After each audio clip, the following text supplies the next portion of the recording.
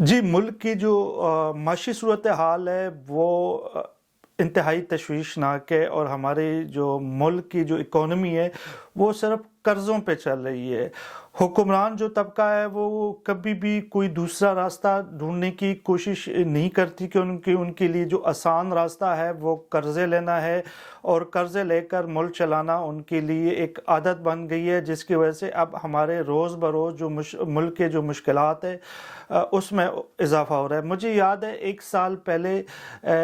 जो है मुझे थाईलैंड गवर्नमेंट ने मुझ समेत बहुत से सहाफ़ियों को थाईलैंड के सरकारी दौरे पर बुलाया था। हम वहाँ पर गए थे। उसमें हमारी टिकट, होटलिंग सब कुछ थाईलैंड गवर्नमेंट की तरफ से था और हमें बताया गया था कि क्योंकि थाईलैंड की जो इकॉनमी है वो सियाहत पे चलती है और कोरोना की वजह से वो 2 साल बंद हो गई थी। पिछले साल जो है वो उन्होंने सियाहों के लिए दोबारा खोला था और उस वजह से उन्होंने दुनिया भर से कुछ सहाफ़ियों को दावत दी थी, हम भी उसमें गए थे और उनकी कोशिश थी कि सियाह आए यहाँ पे और जो सहाफ़ी हैं वो रिपोर्ट करें कि अब यहाँ पे हालात नॉर्मल हो गए हैं, लोग आएँ, क्योंकि थाईलैंड की जो मईशत होती है वो ज़्यादातर जो है वो सियाहत पे चल रही है। हम फ्रांस में भी सियाहत का एक बहुत बड़ा रोल है। पेरिस दुनिया का सबसे ज़्यादा जो है वो देखे जाने वाला शहरों में से शुमार होता है। यहाँ पर भी टूरिज़्म के हवाले से बहुत बड़ी इंडस्ट्री है और दुनिया भर से सियाह आते हैं। हमारे मुल्क में भी बहुत ज़्यादा अपॉर्चुनिटी है, लेकिन हम लोगों ने वहाँ पे इसको इस्तेमाल करने की कोशिश नहीं की है। हम देखते हैं कि यूरोप भर में अफ़गान कम्युनिटी की एक बहुत बड़ी तादाद आबाद है और पिछले साल 2 साल में हमने देखा है कि इनको वीज़े के हवाले से बहुत से मुश्किलात था। पहले हम देखते थे कि जो अफ़गान पासपोर्ट है उन पर वीज़ा बिल्कुल नहीं दिया जाता था, या जो वो लोग जिन्होंने रिफ्यूजी की हो, रिफ्यूजी पासपोर्ट पे वीज़ा पे पाबंदी थी पाकिस्तान के हवाले से। ये एक बहुत बड़ी तादाद है अफ़गानियों की यूरोप में और पिछले कुछ सालों में इस तादाद में बहुत ज़्यादा इजाफ़ा हुआ है। अब ये जो अफ़गानी हैं यहाँ पे काम करते हैं, मेहनत मज़दूरी करते हैं और इनकी जो आधी फैमिली पाकिस्तान में होती है और आधी जो होती है वो अफ़गानिस्तान में होती है और इनके लिए कोशिश यही होती है कि जब छुट्टियाँ होती है तो ये पाकिस्तान जाएं और वहाँ पे अपने फैमिली से मिले। जब ये लोग पाकिस्तान जाते हैं तो ये अपने साथ एक बहुत बड़ी रकम ज़र मुबादला के तौर पे लेके जाते हैं, जहाँ पे वहाँ पे पाकिस्तान में खर्च करते हैं।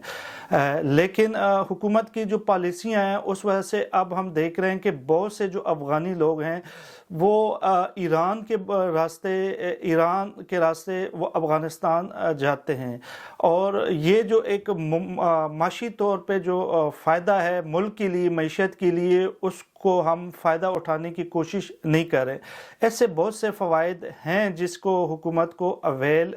करना चाहिए। हमारे यहाँ पे बहुत से अफ़गान कम्युनिटी के दोस्त होते हैं, वो हमसे मिलते हैं और मसाइल के हवाले से भी बात करते हैं। देखिए, कोई भी बंदा जो यूरोप में रह रहा हो, अगर वो यूरोप से पाकिस्तान जाना चाहता हो, उसकी फैमिली वहाँ पे हो, तो जब वो जाएगा 3 से 4 हज़ार या 5 हज़ार यूरो वो कम से कम अपने साथ लेके जाता है। वहाँ पे जब वो जाएगा वो डॉलर यूरो जब वो चेंज करेगा तो उसके आपके ज़र मुबादला पे बहुत मुस्बत जो है वो उसके असरात होंगे, मुल्क की मईशत के लिए उसमें बेहतरी आएगी। इसके अलावा भी अगर आप यहाँ पे वीज़े की फ़ीस कोई 100 यूरो या 120 यूरो कर दें तो वो भी आपको एक इनकम हुकूमत पाकिस्तान को आएगी। यहाँ पे हमने देखा है कि बहुत से ऐसे एजेंट बैठे हुए हैं जो 400-500 यूरो ले के अफ़गानियों को कहते हैं कि हम आपका वीज़ा पाकिस्तान का लगा देंगे और वो बाज़ दफ़ा लग भी जाता है, बाज़ दफ़ा नहीं भी लगते, लेकिन वो एक गलत तरीके से ये सारी चीज़ें हो रही हैं। इसके जो मनफी असरात है 2 तरह के होते हैं। एक तो अफ़गानियों के ज़हन में, जो अफ़गान कम्युनिटी के ज़हनों में पाकिस्तान के हवाले से एक मनफी तासर जाता है कि ये हमारा दुश्मन मुल्क है और ये हमें वीज़े नहीं देता और ये हमें जाने देने की नहीं देता, जिसकी वजह से जो दूरियां होती है वो मज़ीद बढ़ जाती है। جو دوسرا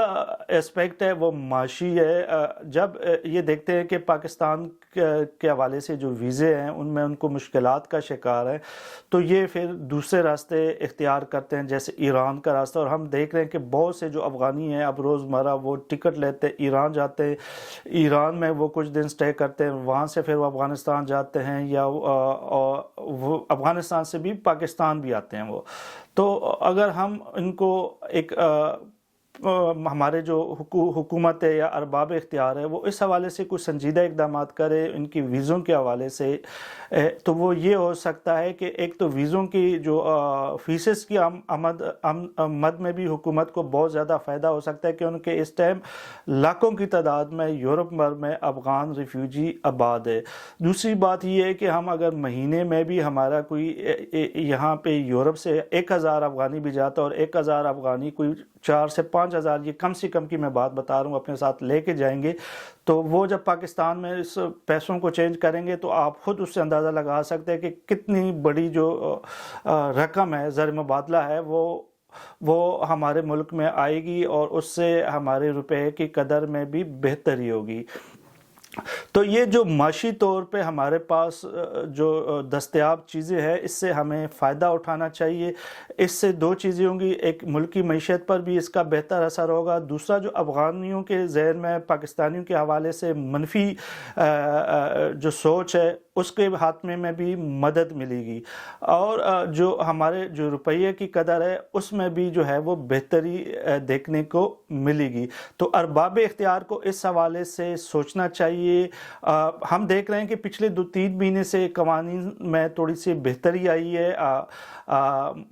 افغانستان کے جو پاسپورٹ ہیں اس پر بھی ویزے لگ رہے ہیں اور جو ریفیوجی پاسپورٹ ہے اس پر بھی ویزے لگ رہے ہیں, لیکن اس میں مزید بہتری کی گنجائش ہے. اور یورپ بھر بلکہ دنیا بھر میں بھی جتنی بھی سفارت خانے ہیں اس کو اس حوالے سے فارن آفس کی طرف سے تاکید کرنی چاہیے کہ اگر کوئی بھی بندہ اگر ویزا لینا چاہتا ہے تو اس کو آسانیاں فراہم کی جائے, نہ کہ ان کو مشکلات ہو. اس کے علاوہ بھی ہم یورپ میں رہتے ہیں تو ہم نے دیکھا ہے کہ بہت سے جو فرینچ لوگ ہوتے ہیں یا ہمارے فرینچ صحافی دوست ہوتے ہیں ان کو بھی ویزے میں مشکلات کا سامنا کرنا پڑتا ہے. ہمیں اس حوالے سے بھی اقدامات کرنے چاہیے تاکہ لوگ زیادہ سے زیادہ پاکستان آئیں, زیادہ سے زیادہ جو سرمایہ لے کے آئیں اور زیادہ سے زیادہ وہ پاکستان کے بارے میں جو ان کی سوچ ہے وہ تبدیل ہو. جب ہم یہاں پہ صحافیوں تک کو بھی ویزے کے حوالے سے سختی کریں گے تو یہاں پہ صحافی ہمارے حوالے سے کوئی اچھی خبر کبھی بھی شائع نہیں کریں گے. ہمارے ہمسایہ ملک ہے انڈیا, ہم نے دیکھا ہے کہ یہاں پہ وہ باقاعدہ ان کا ایک پروگرام ہوتا ہے. یورپ کے کچھ صحافیوں کو وہ ہر سال وزٹ کراتے ہیں انڈیا کے خوبصورت علاقوں کے, اور وہ سارا کچھ سرکاری طور پر ہوتا ہے اور اس کو یہ کلچر ڈپلومیسی کا نام دیتے ہیں تاکہ وہ انڈیا کے بارے میں جب بھی کوئی خبر ہو تو وہ مثبت طور پہ شائع کریں. اور ہم نے دیکھا ہے کہ یہ صحافی جب ان ممالک سے واپس آتے ہیں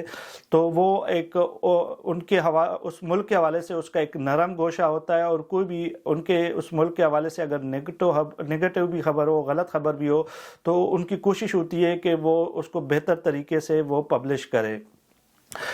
یہی چیز ہم